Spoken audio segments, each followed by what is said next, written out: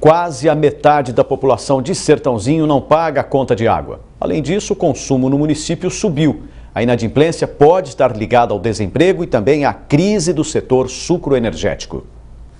Parece uma área de lazer, mas na verdade é um centro de captação e tratamento de água de uma empresa de Sertãozinho. A água da chuva que cai no telhado vai diretamente para o sistema de calhas, que é interligada aos canos que terminam na piscina. Hoje ela funciona como um tanque. A bomba trata a água que é usada apenas nos sanitários. Mais de 300 funcionários consumiam, em média, 288 mil litros de água por mês, com as descargas e usando pias. Uma redução de consumo considerável. Já há uns 7, 8 anos atrás, em que a gente desenvolveu esse projeto, de sustentabilidade com a captação de água da chuva, realmente o consumo de água potável caiu 90%. Mas nem todo mundo tem essa consciência. O consumo de água na cidade aumentou de 2 milhões para 2,5 milhões de metros cúbicos. E além de consumirem mais, os moradores também estão deixando de pagar a tarifa. Quase metade da população de 110 mil habitantes está com dívida com o serviço de água. Um levantamento feito pela autarquia aponta dados preocupantes sobre a inadimplência aqui em Sertãozinho desde janeiro. Mas no meio do ano para cá, a situação ficou ainda pior. O mês de agosto foi o que apresentou o pior índice até aqui, 40%. Ainda não foram divulgadas informações sobre os meses de setembro e outubro, mas o SAEMAS acredita que o cenário não seja tão diferente. Nós passamos a inadimplência de 26% em julho para 40% em agosto. Setembro vai girar em torno disso também, pela receita que nós tivemos já. Isso é muito preocupante, porque o SAEMAS está perdendo poder de investimento em obras muito importantes. A autarquia hoje trabalha com déficit de 5 milhões de reais. Alguns projetos para estimular os pagamentos já estão sendo elaborados pelo Executivo, que também não esconde a possibilidade de efetuar cortes no serviço nos próximos meses. A Câmara já apresentou um estudo para ajudar os contribuintes com planos e formas de pagamento.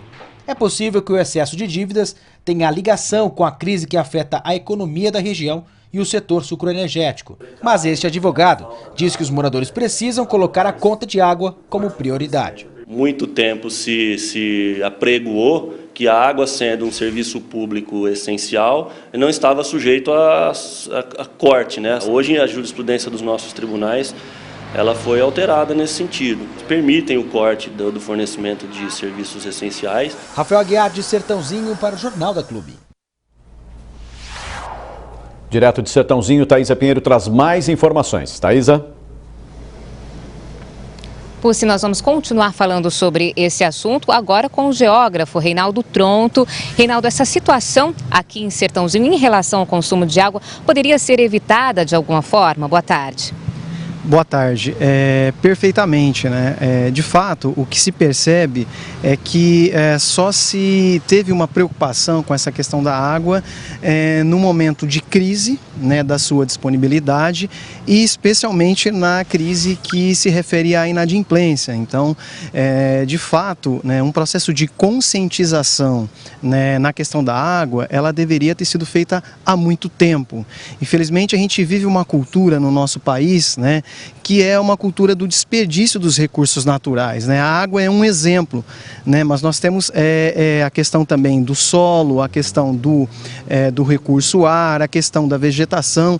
Então, na verdade, a água ela vem nesse processo todo de desvalorização dos recursos naturais, de um uso inadequado e irresponsável, e também da falta de políticas públicas efetivas para um uso adequado desses recursos. Agora, em relação às indústrias, como elas poderiam trabalhar para evitar o consumo excessivo da água? A gente de fato tem que olhar para a questão da água, especialmente da água potável, como um bem finito, porque há uma visão errônea de que a água é um bem disponível permanentemente, e isso de fato prejudica muito o bom uso, o uso racional, o uso adequado desse recurso.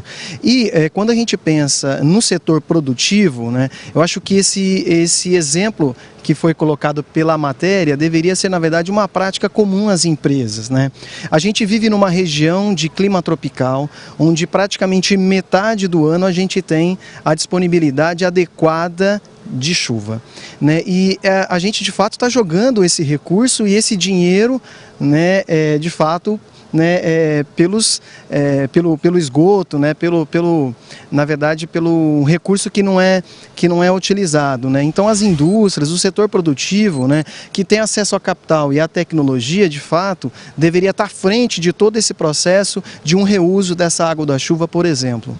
Falta conscientização, né, Reinaldo? Obrigada pela sua participação aqui no Jornal da Clube e eu volto agora com você, Pucci. Obrigado, Thaís.